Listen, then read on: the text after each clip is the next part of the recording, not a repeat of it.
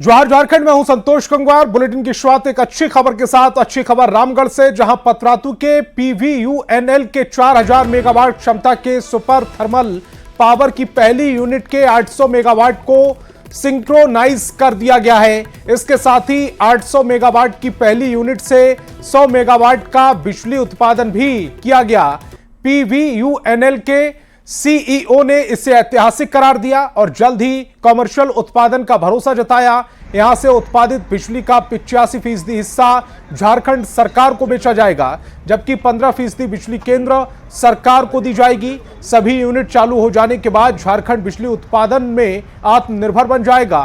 आपको यह भी बताना जरूरी है कि 4000 मेगावाट क्षमता के सुपर थर्मल पावर का शिलान्यास प्रधानमंत्री नरेंद्र मोदी ने साल 2019 में किया था।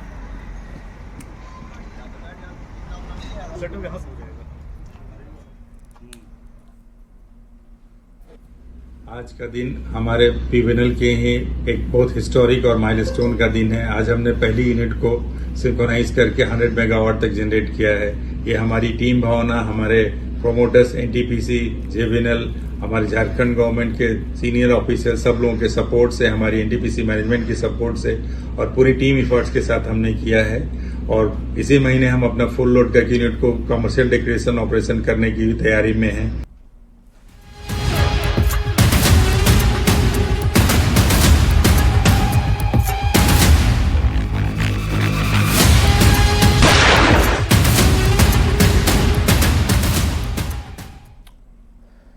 और अब बात कुख्यात अपराधी के आतंक के अंत की, जिसके नाम से झारखंड में कोयला कारोबारी थर-थर कांपते थे, जिसने झारखंड सरकार की नींद और पुलिस का चैन छीन लिया था। कानून के लिए सिरदर्द बन चुके जिस गैंगस्टर अमन साहू के कारण पुलिस चैन की सांस नहीं ले पा रही थी, आज पुलिस ने उसकी सांसें छीन ली।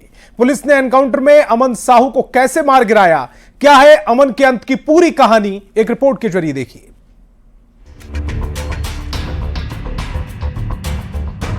गैंगस्टर अमन साहू झारखंड में कोयला कारोबारियों के लिए आतंक का पर्याय बन चुका। ये नाम अब हमेशा हमेशा के लिए खामोश हो गया है। झारखंड पुलिस के लिए सिरदर्द बन चुके गैंगस्टर अमन साहू को स्पेशल टास्क फोर्स की टीम ने मंगलवार की सुबह एनकाउंटर में मार गिराया। महज 17 साल की उम्र में जब आम बच्चे इंटर की परीक्षा पास करते हैं, तब अमन साहू ने अपराध की दुनिया में इंटर किया, जुर्म का रास्ता चुना, फिर पीछे पलटकर कभी नहीं देखा। हत्या, रंगदारी, लूटपाट और वसूली जैसी बड़ी वारदात को अंजाम देकर अमन अंडरवर्ल्ड का बड़ा डॉन बनता चला गया। पर कानून से लुका छिपी का ये खेल आखिर कब तक चलता? भागने की फिराक में अमन ने पुलिस से हथियार छीना और पुलिस ने अमन का प्राण। अमन साहब जो है वो मारा गया पुलिस के एनकाउंटर में। हमारा एक जवान भी उसमें घायल है। 11 मार्च की सुबह झारखंड पुलिस की स्पेशल टास्क फोर्स की टीम गैंगस्टर अमन साहू को पड़ोसी राज्य छत्तीसगढ़ की रायपुर जेल से लेकर रांची आ रही थी। एक बोलेरो और 2 स्कॉर्पियो का एक काफिला जैसे ही झारखंड की सीमा में दाखिल होने के बाद पलामू जिले में पहुंचा, चैनपुर में रामगढ़ थाना क्षेत्र के अंधेरी टोला में काफिले पर हमला हुआ। पुलिस का कहना है कि अमन साहू के साथियों ने ही गैंगस्टर को छुड़ाने के लिए बम से हमला किया। हमले में पुलिस की गाड़ी क्षतिग्रस्त हो गई। अमन ने एक पुलिसकर्मी की राइफल छीन ली। भागने के दौरान वो गोलियां बरसाने लगा और तभी पुलिस ने पलटवार किया और एनकाउंटर में अमन को मार गिराया। उसको पूछताछ के नहीं रहा जा रहा था। वो रायपुर जेल के में रायपुर के मामले में उसको जयपुर भेजा गया था।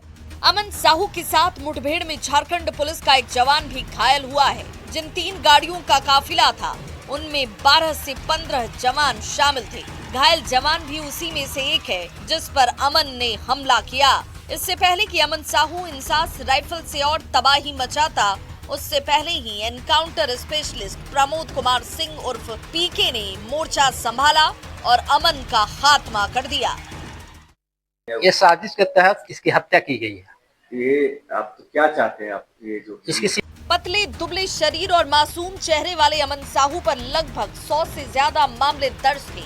अमन अपराध की दुनिया में कई बड़े नेटवर्क से हाथ मिला चुका था। इसकी हनक ऐसी कि पिछले कई सालों से जेल की 4 दीवारी में रहकर आपराधिक गैंग ये चला रहा था। पुलिस ने इसे निस्तनाबूद कर दिया है। अब नजर अमन के नेटवर्क में शामिल शूटर्स और गुर्गों को खत्म करने का है। रांची संवाददाता निरंजन सिंह, रामगढ़ से जावेद खान, हजारीबाग से सुशांत सोनी और पलामू से नीलकमल के साथ ब्यूरो रिपोर्ट। और कुख्यात गैंगस्टर अमन साहू के खात्मे के बाद झारखंड पुलिस ने राहत की सांस ली है। अमन साहू गैंग का कितना आतंक था, आप इसी से अंदाजा लगा सकते हैं कि उस पर करीब 130 केस दर्ज थे, जिसमें हत्या के प्रयास, आर्म्स एक्ट समेत कई मामले शामिल हैं। अमन साहू गैंग का प्रमुख सदस्य सुनील मीणा अजरबैजान के जेल में बंद है, जिसे जल्द ही भारत लाया जाएगा। एटीएस एसपी की माने तो अमन साहू के गैंग के साथ दूसरे गिरोहों पर भी कार्रवाई रहेगी। अमन साहू के गैंग पे या बाकी जितने भी आपराधिक संगठनों पे जो कार्य चल रहा है वो तो चलता ही रहेगा। और अभी भी इसके बहुत सारे साथी हैं या इस आपराधिक संगठन के बहुत सारे लोग हैं जो फरार हैं और जिनकी गिरफ्तारी या जिनके प्रॉपर्टीज पे काम करना है, तो वो तो चलता रहेगा। करीब 130 केसेस रजिस्टर हैं करीब, और लगभग सारे जिलों में है, खासकर जो रांची और उसके आसपास के जिले हैं उसमें है। और लास्ट जो हम लोग देख रहे हैं करीब 130 पेंडिंग केसेस थे इसके विरुद्ध। मोटा मोटी जो शुरू हुआ है इसके अपराध का वो करीब 2012, 13, 14 के आसपास से शुरू हुआ है। तो इसके विरुद्ध जो भी कांड दर्ज हैं वो पिछले 10-11 साल से हैं। और जो भी अभी जो नए भी कांड हैं या जो पुराने कांड हैं जो ट्रायल में भी हैं या जो रिसेंटली अभी हाल फिलहाल में दर्ज हुए, उस पर भी हम लोग बाकी जो हम लोग का प्रोसेस है वो तो करते रहेंगे। अभी भी बहुत सारे आपराधिक संगठनों पे पहले भी काम चल रहा है, और अमन साहू के इस आपराधिक संगठन में भी जो बाकी लोग हैं, जो लोग चाहे देश में हैं चाहे विदेश में हैं, फिरार हैं, उन पे भी कार्य चल रहा है। और कुछ लोग बचे हैं, और मतलब कुछ लोग जो हम लोग जिनकी अरेस्टिंग वगैरह भी नहीं हो पाई है, उसमें भी हम लोग लगा। कुख्यात गैंगस्टर अमन साहू के खिलाफ झारखंड में कुल 130 मामले दर्ज थे। बता दें कि अमन साहू का आपराधिक इतिहास जो है वो वर्ष 2012 से शुरू हुआ। बता दें कि धीरे धीरे उसके नाम का सिक्का कुछ यूं इस कदर आपराधिक दुनिया में बढ़ा कि उसके साथ पीएलएफआई जैसे प्रतिबंधित संगठन और साथ में लॉरेंस बिश्नोई जैसे संगठन जो हैं उसके साथ जुड़ते चले गए, और कहीं ना कहीं इसकी खुमारी जो है वो अमन साहू के अंदर भी आती गई, और वो खुद को इस पूरे अपराध की दुनिया का बादशाह बनाने में जुट गया। और कहीं ना कहीं यही तमाम चीज़ें जो थी वो उसके आतंक के साम्राज्य को बढ़ा रही थी। और पूरी तरह से अगर कहा जाए तो इस पूरे मामले में पुलिस लगातार उसके खिलाफ कार्रवाई भी करती रही, उसकी गिरफ्तारी भी हुई, लेकिन जेल के अंदर रहने के बावजूद भी अमन साहू लगातार आपराधिक गतिविधियों को अंजाम देता रहा। बता दें कि इस वक्त अमन साहू को आज करीब 4 से 5 गोलियां लगी हैं। मुठभेड़ में वो मार गिराया गया है। मुठभेड़ के वक्त अगर कहा जाए तो उसके साथ कई ऑर्नामेंट भी मिले हैं जो उसने पहने हुए थे। जो जानकारी है, अमन साहू जो है वो शौकीन था जेवरात का भी, हथियारों के साथ साथ जेवरात का भी शौकीन था, और यही वजह है कि उसके मरने के समय भी करीब 30 लाख से ऊपर के जेवरात जो हैं वो पहने हुए थे, जिसमें कि ब्रेसलेट और सोने के चेन जो हैं वो शामिल थे। पूरे मामले में अब एटीएस जो है वो जांच कर रही है, और किस तरह से इसकी पूरी जो हिस्ट्री है उसे खंगाला भी जा चुका है, और तमाम चीज़ों को सामने भी लाया जा रहा है, और इसके तमाम जो एंगल्स हैं, जो इसके करीबी हैं, जो इसके सहयोगी हैं, उनको भी खंगाला जा रहा है, और जल्द उन पर भी कार्रवाई की बात जो है वो झारखंड पुलिस के द्वारा कही जा रही है। कैमरामैन संजीव तिवारी के साथ ओम प्रकाश, न्यूज़ 18 पलामू।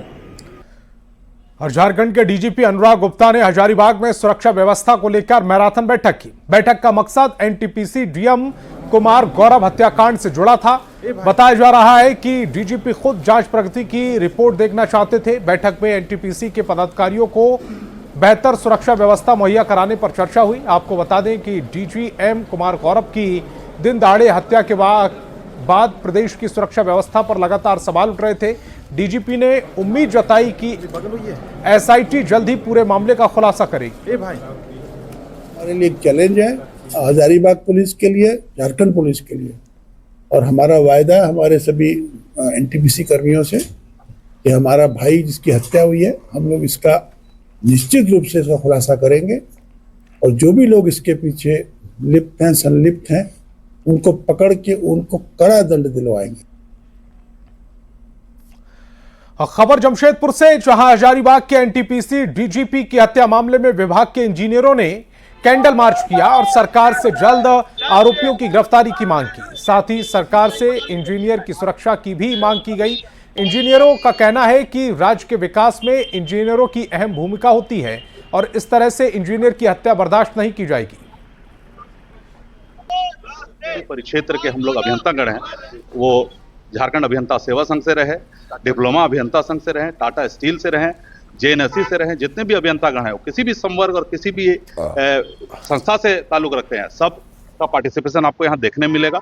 और हम लोग यही सरकार से गुहार लगाते हैं कि जल्द से जल्द इसका न्याय उनको मिले और जो भी उनके पावन है वो उनको मिले। और ये हमारी एकता का परिचय है, जो आज हम लोग सभी संवर्ग और सभी संस्था से जुड़े हुए जितने भी अभियंतागण हैं सब यहाँ एकत्र हुए हैं। जो दिवंगत अभियंता साथी थे उनको जो भी न्याय प्रक्रिया में और विलंब नहीं होना चाहिए, इसके लिए जमशेदपुर जैसा के जो सारे सदस्य हैं और भी हमारे जो साथीगण हैं अन्य संस्थाओं से, सभी का यही डिमांड है कि हम इनको त्वरित न्याय मिलना चाहिए और इसका सीबीआई इंक्वायरी भी होना चाहिए।